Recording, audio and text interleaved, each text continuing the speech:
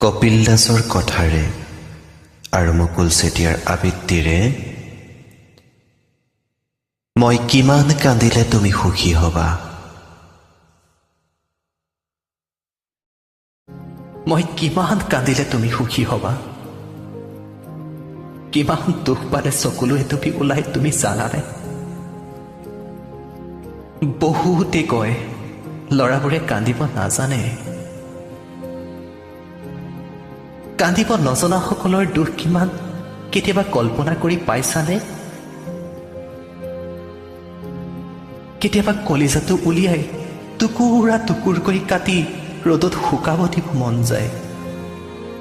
বৰ বেইমান জানা কলিজাটো। দুখ দিয়াবোৰক কোনো দিনেই বেয়া পাব নিশিকালে মোক। কোনো দিনে ফুলতো হুমুনিয়া হৈ ওলাই নাহিল তোমালৈ এটি অভিশাপ। মোক গন্ধুৱাই তুমি কোনো দিনেই সুখী হ'ব নোৱাৰিবা।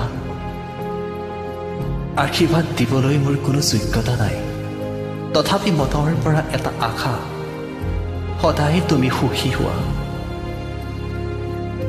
তোমাক সুখী কৰাটোৱে মোৰ লক্ষ্য আছিল, যদিও সেইবোৰ আজি থোৱা হৈ উৰি যোৱা মাথো এটা নষ্ট সপোন।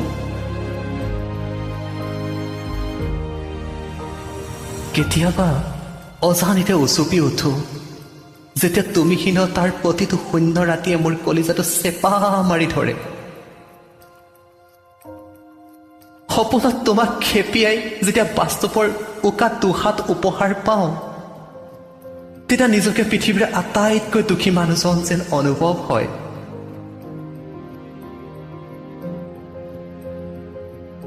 কাষৰ কোঠাত শুই থকা পিতায়ে শুনিব বুলিয়েই ওলাই আহিব খোজা চেপা কান্দোনটো যেতিয়া গাৰুটোৰে ঢাকি ৰাখিব লগা হয়, তেতিয়া মই ভালকৈ বুজি উঠো কষ্ট আচলতে হয় কি। কিন্তু তুমি বুজি নোপোৱা ভগ্ন হৃদয়ৰ প্ৰতিটো ফাকেৰে চিৎকাৰ হৈ ওলাই অহা মোৰ সেই চকুলোৰ মূল্য। তথাপিও শেষবাৰৰ বাবে সুধিছো তোমাক, মই কিমান কান্দিলে তুমি সুখী হবা? কাৰণ তোমাক সুখী কৰাটোৱে মোৰ কাম্য।